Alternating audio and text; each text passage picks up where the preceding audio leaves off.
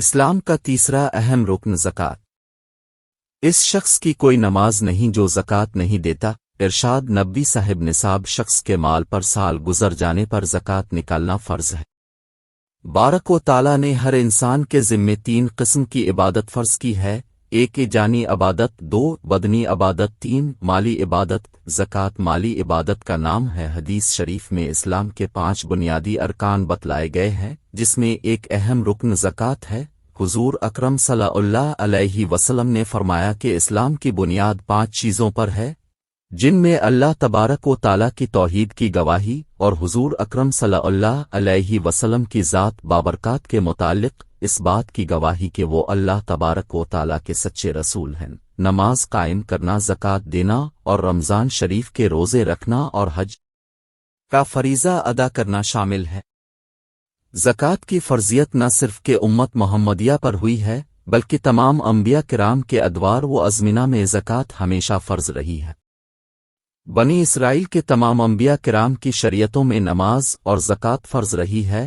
حضرت عیسیٰ علیہ السلام نے جب اپنی والدہ کی گود میں کلام کیا تو فرمایا، ترجمہ: میرے اللہ نے مجھے حکم دیا ہے کہ میں اس کی نماز پڑھوں اور زکوٰۃ ادا کروں جب تک کہ میں زندہ ہوں۔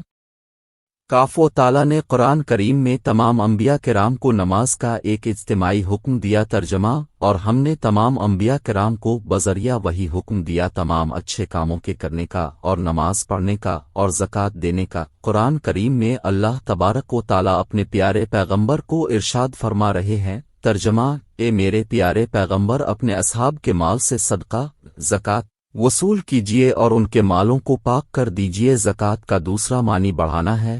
پیارے نبی صلی اللہ علیہ وسلم کا ارشاد عالی ہے، الزکوٰۃ کنتر الاسلام، یعنی زکوٰۃ اسلام کا خزانہ ہے۔ دین اسلام میں زکوٰۃ کی عبادت کو ہر صاحب نصاب پر فرض عین قرار دیا ہے، اور زکوٰۃ نہ دینے والوں کے لیے بڑی بڑی وعیدت ہیں۔ وہ ترجمہ: وہ لوگ جو سونا چاندی جمع کیے رکھتے اور انہیں اللہ تعالیٰ کی راہ میں خرچ نہیں کرتے، یعنی زکوٰۃ نہیں دیتے، تو ان کو دردناک عذاب کی وعید سنا دی تھی۔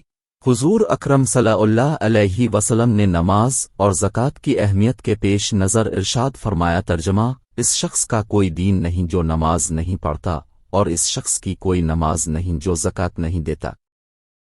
زکوٰۃ کا نصاب یہ ہے، اگر کسی شخص کے پاس 7.5 تولے سونا یا 52.5 تولے چاندی ہو، یا اسی مالیت کے کرنسی نوٹ ہوں، یا سامان تجارت ہو، یا ضرورت سے زائد اتنی مالیت کا سامان موجود ہو، تو اسے صاحب نصاب کہتے ہیں۔ اس پر زکوٰۃ فرض ہو جائے گی اور سال گزرنے پر 40واں حصہ اللہ تبارک و تعالیٰ کی راہ میں خرچ کرنا فرض ہو جائے گا۔ وہ حصہ جو نکلے گا اسے درج ذیل مستحقین پر خرچ کیا جائے گا۔